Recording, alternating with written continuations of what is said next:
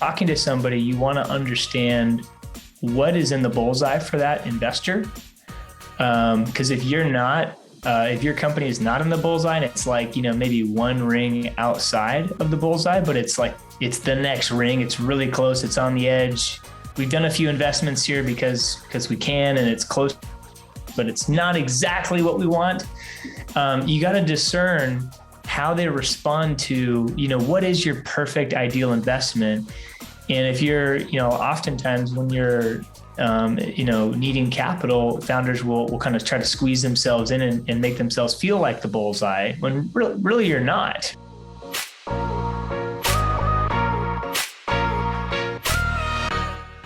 Welcome to the Feast Over Famine podcast. On this podcast, we're navigating the tension that we find where mission and profit collide.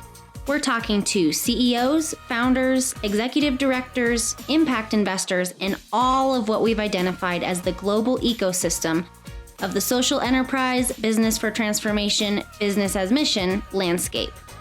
We're talking to them about the obstacles they face, the strategic challenges they've been through, how they're funded, how they were started, and everything that's happened in between. We are trying to share their story in a way that's impactful to help us all to grow the social enterprise space for the better. Enjoy this week's episode with your host, Ryan Mahaffey.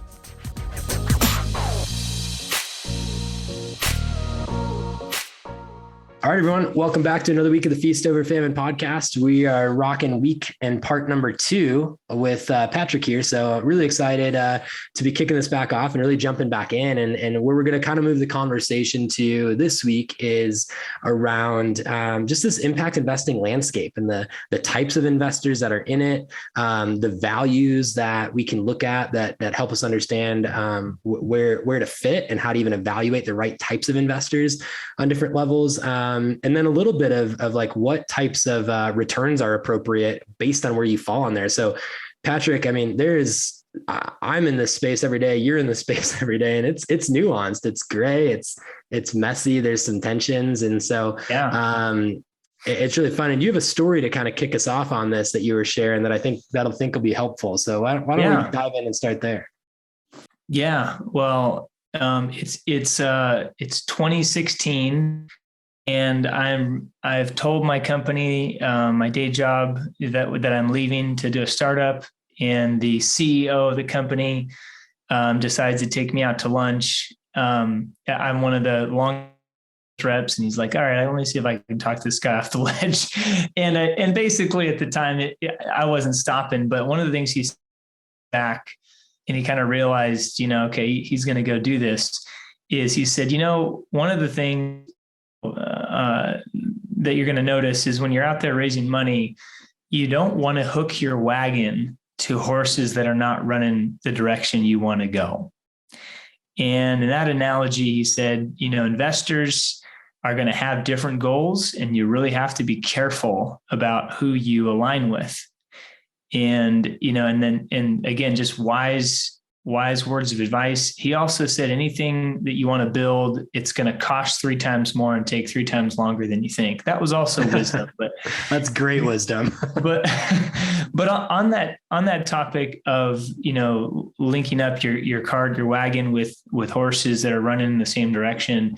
It is so life-giving to find investors who, like you, they like your vision, the way you're going about things, and you just feel a good chemistry. But I also got to share, Ryan, this other kind of a sub story is while I went out and raised capital for VendorHawk, this was not a social impact company. This was very much helping, enterprise companies cut back on their software waste.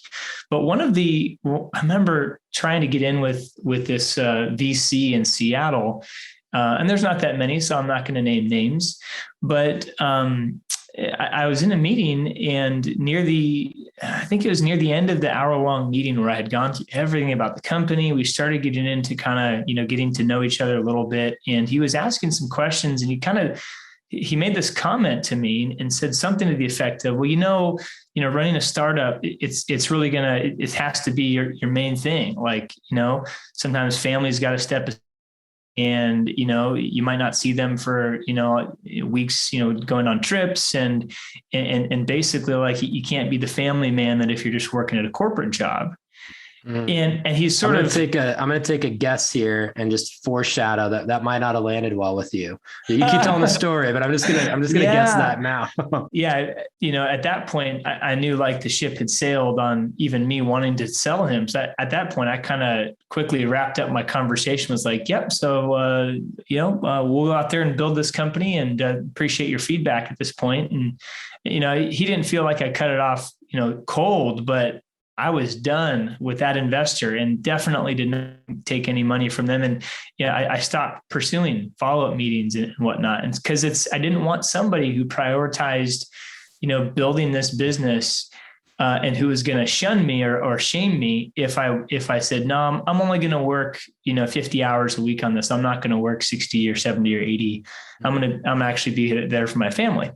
Yeah. And so that's an example where clearly the horse was running another way and I did not want to hook my wagon to it. But I'm sure those couple little vignettes there along my journey to raising capital. So. Yeah. Let me ask you, I mean, that conviction to finish up the conversation and kind of walk away, maybe like that didn't just happen. And so being an entrepreneur can be terrifying, right? And the more experience you get, it's fine. But then theoretically, if you're constantly pushing the bounds, the next raise is bigger and the next revenue is bigger and the next team's bigger and it's more challenging. And that if you're pushing yourself, it's always going to be more difficult. And so it can be scary. You're stepping in with a big VC. And I don't know that part of your story, Patrick, if like you had done this a million times before, but you were confident in your convictions in that moment. And so I think something I'd like to just maybe talk about for a minute is, where did that come from? Because I think there's a lot of people that could get into that situation and be wrestling with this tension of, I've had 10 calls already and 10 VC and no one's bought in, and this guy's really in. So either my business is going to fail and I'm not going to get the capital I need, or I'm going to just go with the guy that made a comment like this and hope it works out for the best. And I think there's a real tension there. And I don't think it's easy to manage. So maybe it was harder for you in that moment than maybe the story led on, but how would you coach an entrepreneur to just feel out those convictions and stay strong in them, even amidst that kind of scariness of what they're doing? Yeah. The short answer there is having alignment with your co-founders before you go out to raise money is what kind of company are you trying to build and how are you going to build it? For me, I had articulated that in something, there's Manifesto. And maybe I can give you the link that you can put in the show notes. But it's a very, again, as a follower of Jesus, there's obviously some things in there that are very aligned with my beliefs of the world, the way to bring about human flourishing through loving people well. And one of the things that we had in the manifesto was about family. And so when I knew he said that, I'm like, there's the red flag. I mean, one of the resolutions is we should love our wives and our children while we do it, like while we build this company. And, it says right here, startups do mean more work for us, especially as founders, but we're never off duty from loving, cherishing, and nourishing our wives. And we're never off duty from, discipling our children and loving them well, and so basically what that VC said was, you're going to have to, not do that. And so I knew that was in direct conflict. So because I already said it, I would encourage people, if you haven't articulated what are your boundaries and what are the things that are important to you, then when you dangle, a big fat check in front of you, things are going to get harder. There's another founder in town that was raising some money, and they actually had an acquisition offer that would have instantly made them multimillionaires. And they walked away from the acquisition offer because there was just so much toxicity. And again, they felt like, I've been at it for a while, but if I give this company up over to these folks, like this is just wrong. And so I think you have to get to that level of conviction about what you're about and articulate that. And so for us, you'll read on the Founders Manifesto that we also had, values that are not everybody had to agree with, our Christian beliefs or anything like that. So we're definitely a values-based company, that everyone had to agree to those. But deeper than the values, if you say, well, where do those come from? You would find the manifesto and kind of where we derived those from. So, yeah.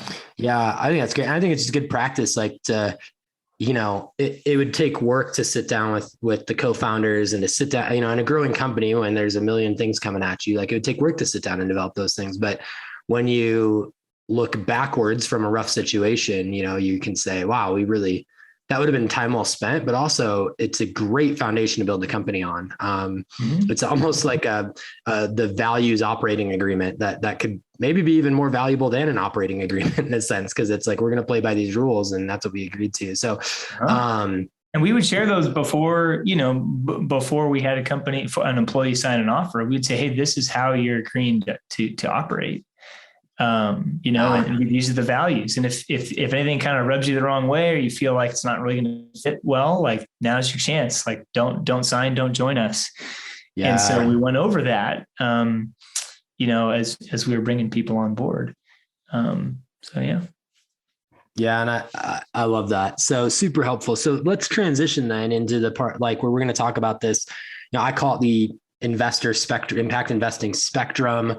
You talked about it as a little bit of a bullseye, who the different players are in this space and how you discern where you might fit on that. And so maybe I'll just start by, you kind of used a bullseye analogy. I use a spectrum. I'll start with kind of your analogy of how you articulate the players in the space. Well, when I think about the bullseye analogy, I'm just again, I think about when you're talking to somebody, you want to understand what is in the bullseye for that investor. Because if you're not, if your company is not in the bullseye, and it's like, maybe one ring outside of the bullseye, but it's like, it's the next ring. It's really close. It's on the edge. We've done a few investments here because we can, and it's close, but it's not exactly what we want. You got to discern how they respond to, what is your perfect ideal investment. And if you're, oftentimes when you're, needing capital, founders will kind of try to squeeze themselves in and make themselves feel like the bullseye when really you're not. And maybe it's a strong force. And so don't when you're asking how does our opportunity, our company, fit with what you're looking for, but then also, saying, hey, we're looking for investors that can do these kinds of things. So then you have a bullseye that you say, a really is someone that's going to put in, this kind of a check, and they're going to bring these kind of operational, help, to us, or advisors in the, let's say, B2B software space, or I need people that are really good with international logistics or hardware manufacturing. And I know you've done some investments in that space. Ask them what they're bringing to the table to see if they fit in your bullseye. So I think you need to ask about what's in theirs, and then also tell them what's in yours. And the more that those, centers of the target overlap, the more alignment you'll see. But if they're, looking for something that's not a good fit for you, you might be spinning your wheels and wasting your time and with the next 3 or 4 meetings and effort that you might put out that might not be, it might not materialize. Just a quick way to think about what's their bullseye, what's your bullseye. I love what we can get into the spectrum conversation on traditional high profit return versus more the other end of the spectrum, which is pure donation. Well, maybe we get into that. Yeah. So let's dive into that. And I think the part 1, we covered on some things that I think actually touch on the bullseye analogy in a cool way. So I'll direct people, if you haven't listened to part 1, to go back to part 1 here, and do that. Cause I think there's pieces of figuring that out and even understanding how to ask those questions that we talked about that was really impactful. So once we've kind of identified that bullseye a little bit, so this impact investing space is, I always say it's kind of like the Wild West, it's still being figured out. I would argue there's a faith-based world of that. And then there's a non-faith-based world of that. And there's not a ton of overlap all the time. And there's different terms being used and there's different theories being used. And then you go to Africa and there's an African conference and there's different theories on that. It's not like a globally 200 years figured out stable space. There's a lot of room to grow and a lot of stuff going on. And so I find it helpful to put investors in certain buckets, like you said, based on the return and the amount of impact they want to have and how those things kind of change with each other. So when you're talking to somebody, let's just say we have a business out there, and this might be an NGO that has earned income business model. This might be a full-on for-profit business. As you're talking to them about raising capital and going after the right groups of people, how do you identify and define those buckets of types of investors in this space? Yeah, well, I think that you need to be very clear about, trying to understand with what you can find on the website or from other entrepreneurs that might have some information or have raised money from these different places. But you want to figure out, is this like someone says private equity? You're probably really far up market, and you're probably looking at checks that tend to be, north of 1 or 5 or 10 million or 20, $30 million. Like, it gets really big, really fast. So, if you're listening to this podcast, you probably don't fit into that bucket. You're likely, that's a very small percentage of companies that ever get to that size. So what you really want to think about is there are folks that will say, hey, I'm more early stage. And I am, I'm focused on, maybe some kind of a social impact that you might hear about the, Sustainable Development Goals, the SDGs. What is it, about 17 of them or something? Yeah. And so if you start to see that kind of language on someone's website, obviously they're leaning more towards, just money. But that's the core question. Some people have a thesis that says, I'm going to make as much money as I possibly can, and then I'll turn around and then I'll give it over here. It's the Warren Buffett, I invest in houses and boats, but not houseboats thing. Like, I'll make a bunch of money over here and give it over here. When really what you want to find is there's an increasing amount of investors that are looking at putting capital to work for the purpose of not, making the most massive, amount of return that they can at all costs, regardless of the values or the stakeholders that it affects. But you're seeing more of them come in saying, hey, we want to do good in the world. We want to see human flourishing. We want to see social impact. We want to see spiritual impact, in the faith-driven, movement. There's a number of folks that have stepped out of the more traditional, donor advised funds for making donations. And now they're doing impact investing out of those. And, so just thinking about who are the people that are interested in the impact that I have to, quote unquote, sell, like, the things that I think I can accomplish and my team can accomplish. Again, you're looking for who is interested in that. Is that in somebody's target? There are lots of people. You can talk about the social impact that you're going to have, and they'll say, great, well, what kind? Like, I'm really big into health. I'm really big into clean water, and that's great. But you're not going to go necessarily pulling the heartstrings of the clean water person when you've got on the other side of things, you're maybe just, creating a more equitable job environment. Well, that's a good thing to do, but that might not be the thing that's motivating that investor. And so in terms of your question, like where do you find them is another question, Ryan, but I think I'll just kind of bring it to a pause there.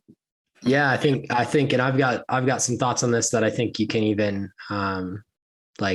spar off of a little bit, but when I meet anybody who's running a fund or an investor in any format, and I'm not raising capital, so it's nice because they're looking at me oftentimes as like, oh, you've got some deal flow in this space, and we've got some businesses and projects we want to invest in, but they may need some support from you guys. So we feel an interesting role where I can ask some of these questions pretty pointed. Whereas maybe if you're raising capital, it's a little different. But some of the questions I ask is, okay, what average IRR, internal rate of return, are you guys looking for? What's the timeline you're looking for those? What types of capital terms and offerings are you open to between equity or debt or a profit share? What involvement do they want? to have? Is this a private equity company or private equity fund that's wanting to take a management stake and they're wanting to pull the business out? Mm-hmm. Do they have any like verticals and industries that they're very specific on? And then is there a certain level of EBITDA or maturity of the business? You were saying earlier, Patrick, just like, is this an early stage startup or something? And so when I ask those 5 questions or 6 or 4 or whatever, however many I had there, when I ask those questions, I get a really firm understanding of what businesses in our network would be a great introduction for them and which ones in the future would be. And so I think as a founder, you can ask those same questions out of the gate, or even just evaluate and say, hey, check. Cool. We're all on the same page. This business is like go totally up your alley. Let's do this. And so I'd be curious if there's any you'd throw in there, if you'd ask any of those a different way, or if there's any missing, or how a founder might be able to ask about those or find that information. I mean, some of the basic ones are, so again, I've already mentioned, it's helpful to ask them, what is the, perfectly in the bullseye and the crosshairs of the kind of companies you'd like to invest in. But I also like to ask, what's the typical check size, that you're looking at? So that's a good question to bring up. And then again, on the impact side of things, because then by the way, the check size relates to the total round that you're looking to raise, right? So if you're trying to raise 500,000 and they write $1 million checks, you're probably not talking to the right person yet. Okay. If you're raising 500,000 and they're like, we do 50 to 150, maybe 250, then that's probably a lot closer to what you're looking at. And do write smaller checks to kind of, step in and kind of, create more opportunity for them. So that would be one question. On the topic of, what kind of social impact are you creating? I mentioned SDGs, those kinds of goals. We talk about in business for transformation movement. A lot of times there's, the larger movement, which is, business as mission. That's going to probably include the 4 bottom lines of what is the economic impacts. That's like creating jobs, giving people a better dignity in work and career progression. You've got environmental. So we already know what a bunch of those are, with impact on the planet. You've got the social, that is just very far reaching, everything from slave labor, human trafficking, again, corruption, to the spiritual impact. Again, so the first 3 are very practical and pragmatic and very, I'll call them physical. Although social stuff can be, intangible, but the spiritual stuff, there's so many things about company culture that just gets overlooked. And if you're, again, if you're listening to this podcast and you wouldn't say that you're a spiritual person, there's so many things that if you look in even if you went to the website, that we'll link to, it shows the vendor hawk values. You see those are the values that look a lot like, other companies that are out there. Some of the best companies out there have the same types of values. But, for me, the motivation of those values came from a place of spiritual conviction. And so even if you're, not jiving on the spiritual front, you also still have the fact of, the principles that come from some of those time-tested values that have, again, outlasted the test of time. Those are the kinds of things that can create a whole nother set of bottom lines that those things aren't really talked about in the sustainable development goals. If I could kind of compare those two things. So you want to bring those up and you want to ask, are you interested in seeing any of those kinds of goals? And so I like those 4 categories because it kind of simplifies things a little bit. Yeah. And then people might say, clean water or whatever. So that would be another thing to kind of give a framework for. Everyone wants to quote unquote do good in the world, help create something positive. The question is, what is your financial expectation on this money? Is this the part of your portfolio where you're trying to just maximize everything that you can? Or are you trying to kind of find some medium ground where you have, some return that makes it worth it? But you also have some impact that lets you take more risk. This is probably not going to be a risk adjusted return because you probably wouldn't do it if it was purely based on the quote unquote risk. So this is the tension. This is what we're talking about. When you have that competing goals as an investor, you have to check yourself and say, is this the part of my portfolio that I'm expecting the 10, 30, 100x return? Or is this the part of my portfolio where I'm going to, be make a reasonable return for, a risk that I think is worth taking. And even if I lose it all, it was worth it, because my life is short. Money's going to burn, it's going to be done when my life's all over. It'll get passed around.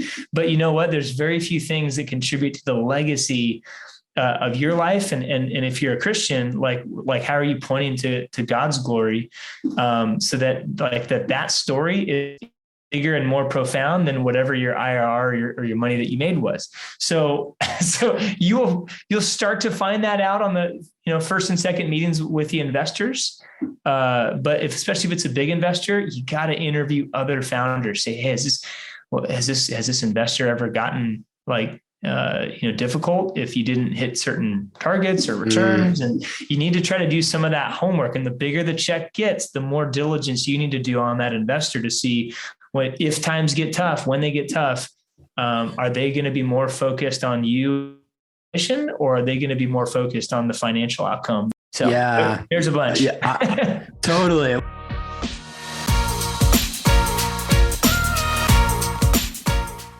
right, everyone, I want to take a quick break from today's episode and just share a little bit about Impact Foundation, who's got an incredibly awesome model of using impact investment, charitable dollars, and funding tons of projects all over the world right now. What if your investments could change the world? At Impact Foundation, they believe business with purpose has the power to transform society. Purpose-built for impact investing, Impact Foundation provides a streamlined way to fund businesses that seek social and spiritual transformation or make loans to charity, all while earning a financial return to grow your giving. Donors and investors have already supported more than 200 redemptive enterprises through their impact accounts. They provide needed fuel for companies that exist as a force of God's redemptive work in the world. To learn more about what they're doing in their kingdom impact investing model, visit impactfoundation.org.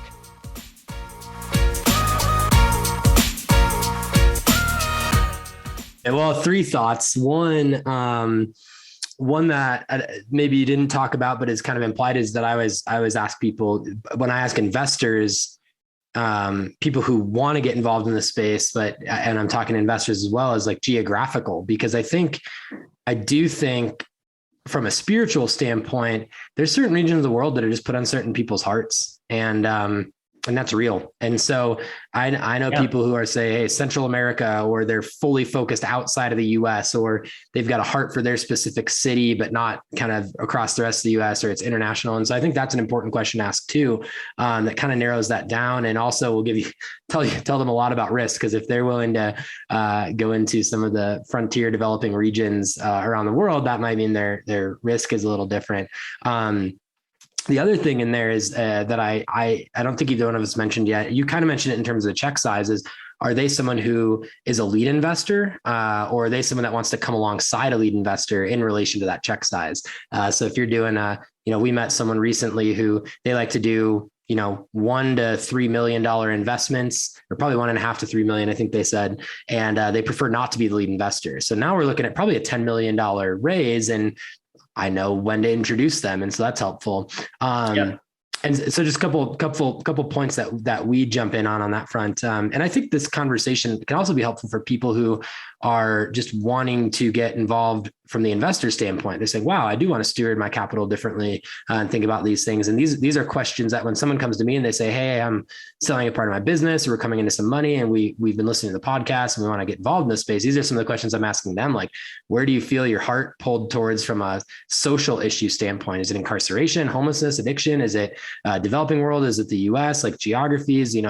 What is stirring? And let that start to come to the front of defining what they're going to do. But to your point on kind of, we have a podcast that released a couple of weeks ago with Common Good Capital with Jeff Schaefer. And we talk about the holistic nature of all the financial resources you're stewarded in your lifetime, or you're given to steward in your lifetime, from how you spend your disposable income to how you spend your non-disposable income to, to your donations, to your, like you were saying, high return invest, your retirement portfolio, and everything in between. And I think where I'm at today, and this has probably changed because we're all growing in this space. I think people's fiscal resources should have something in almost all of those buckets. And then I think you need to listen to your own personal convictions about how you weight those buckets, because I think there's a lot to be said about gifting with and donating with no strings attached. And I think there's entities and organizations around the world that there's not really a business model that can support them, and they need funding because their work is really important. And then I think there's all across the rest of the spectrum too of businesses you can support. And maybe there's that philanthropic investor who's saying, hey, I don't need a huge return, but I'd like a 3% or an 8% or something return on the loan. And so figuring out like, how does your portfolio represent all those buckets? And then where are you going to weight them individually, I think is really important as well. And something we're encouraging people to do. Yeah. And again, I think there's, it also depends which pocket are you pulling out of. If you're an investor, there are some ways to find some donor advised funds that do impact investing. So your quote unquote return was already realized in the fact that you got the tax write-off. So you could think like, okay, I already got my return. Now that this money is not coming back to me. Now I can do what I think is appropriate to loan that money out is a really common way to do it. Yeah. And then again, the typical, the market rate for a loan, again, typically it's somewhere in that, I'd say 12 to 15 or 18%. Sometimes it's even higher in some countries for different reasons. But I mean, if you're in that, middle teens percentage for a loan rate, if you're able to do, more of I would say a quote market rate loan in that 7 to 10% rate for, in that patient capital bucket, I still think that some of the ways you can get creative that could be super helpful to an early stage company is have a really long term on it. Like maybe it's not 3 years, maybe it's 5, maybe it's 7 years. I had someone come to a business that was in a difficult time and said, I'll do a 10-year, and they were even willing to do 3 years, no payment, no accrual of anything. It's like, that's patient. Right. And we've heard about forgivable loans as well with COVID. Yeah. The patient capital space is so needed to be developed especially because a business that is seeking simply profits is obviously going to break even sooner than one that has a line item for like programmatic expenses, or baked into their COGS is the cost of goods sold is impact. Those models are naturally going to they're going to break even in 5 to 8 years instead of 2 to 4 years. And that's just naturally there. So as you get involved in this space, I think investors, and that's not to say not to challenge the business and the founder to get profitable as soon as possible. But if you want that impact, you also have to recognize like it's going to take longer for those gross margins, say, to really cover what's needed. And you and I have worked kind of side by side in some ways on some businesses that are experiencing exactly that. And it does look different than what's normal out there. But that patient capital piece is important, particularly too in agriculture. I'm seeing a lot of, I don't know if you've seen this, but a lot of like agriculture and nature, it's like you plant and it might be 3 to 6 years before those trees or whatever the plant is bearing enough crop to like really turn a profit. But then you add an impact component in there. Now it is 10 years because you're just looking at those profits being there. So it's a really interesting part of the conversation. Mm-hmm. And it kind of underscores too that there is an appropriate investor and investment vehicle for a certain type of company. And so, for example, and I would even say an impact profile for a certain type of company. So, like even our B2B enterprise SaaS startup, in Seattle. We didn't have that high of a social impact mission, as if, I was working with a company, in Central Asia or something like that maybe there wasn't much opportunity or for whatever reason I'm creating jobs. So like when I was raising capital, just again, to give you a little bit of a thumbnail, This company was, pretty big potential ROI for investors and kind of venture scale in nature. Went through Techstars. We had that kind of trajectory to grow the business big. And so when we were raising capital, it was also in the days where it was a little harder. In 2016, 2017, it was a little harder to find out, if there's folks that were aligned with my particular, faith and view of the world. So, but still, there's a lot of people that were really solid enterprise SaaS companies, and they loved the vision that we had, and they went after it. So out of about 25, 26 investors on the cap table, only 2 of them would say they were Christians, but so many other ones, they're such great, smart people, thoughtful people, caring people. And they added so much value to our company. And vice versa, we articulated as honestly and as genuinely as we could, like this also is who we are as followers of Jesus while we're running this company. And this is why we've got these, we really care a lot about our culture and these values that we have.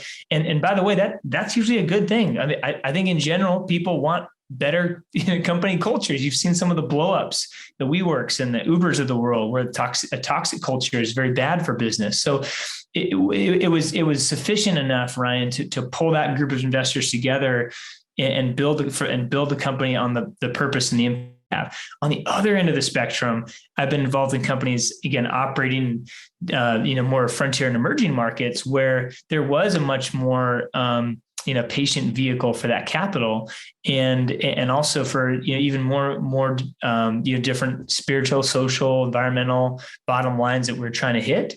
And some of those things that we would rather have more people that were aligned with our faith position, because that was going to be a part of the business than, for example, VendorHawk was. So in that case, like it's predominantly Christians and a few people that are on the fringe a little bit, and that's okay too, right? So the point there is that different businesses need different kinds of investors, and also require different kinds of interests and even alignment with that spiritual piece. But again, there's no one size fits all. What's really important is to figure out, what do I need for this business to work? And what do I think is going to be an honest way to communicate what's really important to me and what's necessary to, for investors to hear and for, my employees and ultimately my customers that I'm serving. So a lot of great threads within there, but it looks different. So it's not a one size fits all. Yeah, that's awesome. And I couldn't agree more on all of that. We're running out of time here, so answer this quickly if you can. I've got a lot of thoughts on it, but I'm going to keep it aside because I talk about it all the time. Pitch decks. And one of the challenges is you let's say someone thinks through everything that we've talked about, and they've got it dialed. They're strategically positioning themselves. They want to articulate their impact. They want to do all this stuff.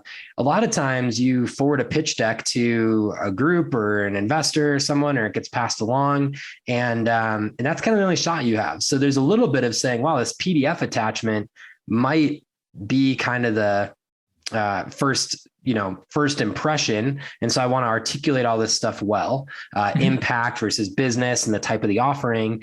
And then there's a little bit of saying, wow, a conversation would really be helpful because this is a complicated and complex thing. So just, I guess, in the tension of how to manage that, and that can go to just any capital raising, but particularly for the impact space, what are some, I don't want to call them tips and tricks, but just some perspectives that you have on how to think about and look at pitch decks in relation to communicating all the stuff that we've talked about here? It's important to know your audience. And a lot of times, I've been trained up in the school where your actual live pitch deck has a lot less words on it than your send along pitch deck, which you send afterwards. Yeah. So that's one thing. So, but then if you haven't even met the person yet and you're just forwarding over something, you might say, hey, here's my live pitch deck. I realize there's not a lot on it because I'd rather elaborate on it in person. Here's a little, and I was coached on getting a really tight 4-sentence, introduction in that email. Because if I'm only going to read, skim through a little paragraph and then open up the deck, I might be skimming through some things in that paragraph. You're kind of putting certain bait out there that you want people to bite on, right? So if you put out there like, yeah, we're trying to create all this revenue and product and things are going great, rah, rah. You could say revenue and product and growing and growth, and you'll sound like just about everyone else out there that's trying to raise a bunch of money. But if you say, yeah, we got this cool product, it's addressing this really needed problem in this, and these are our constituents and our stakeholders that are benefiting, and we're changing the world. You might also sound like the social flavor of those, but what you'll do is you'll kind of turn off those that are not interested in that by saying enough on your impact piece in that intro. I think it'll help you not waste your time with people that are like, I'm not in it. I'm not looking at this for impact. I'm looking at this for returns and for outsized returns. So I would encourage, don't send the full detail pitch deck on the first pass, and also have that little short intro that kind of gives people a teaser and says, I'd love to unpack this more for you in a conversation. Because, we wouldn't want to take money from anybody that we weren't building a relationship with, and that's going to happen with conversation. So those are good words for anyone doing that. Cool. Well, Patrick, man, thanks for hanging out. Thanks for being on the podcast. These have been a couple of fun episodes to record, and always enjoy just talking through this stuff with you, because we're both in it, and there's a lot of people in it, and we're seeing different angles, and it's really fun, man. So I really appreciate you taking the time to hang out, and I hope this is valuable to everyone hearing it. Yeah, it's my pleasure. And hopefully it was encouraging. So thanks, Ryan.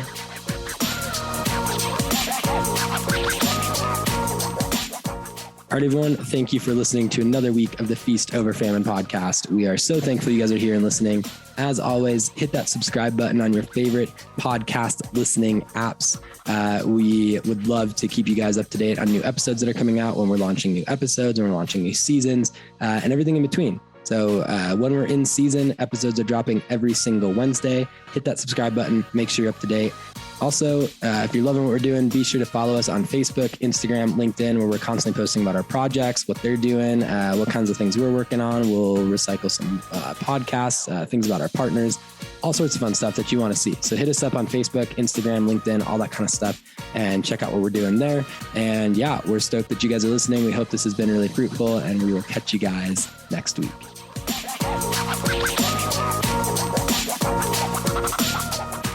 And lastly, as you guys all know, we always talk about all sorts of things with impact investing, investment opportunities, entity structure modeling, how projects are getting capital.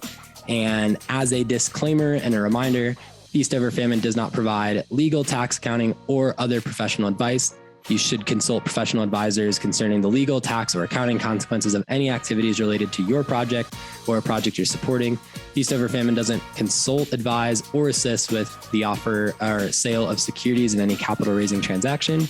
We don't do that for the direct or indirect promotion or maintenance of a market for any securities. And Feast Over Famine does not engage in any activities for which an investment advisor's registration or license is required under the U.S. Investment Advisors Act of 1940 or under any other applicable federal or state law, or for which a broker's or dealer's registration or license is required under the U.S. Securities Exchange Act of 1934 or under any other applicable federal or state law. So there's your investment disclaimer. Hopefully that's helpful if you need it. And if you ever have any questions on that side of things, don't hesitate to reach out to us. Take care.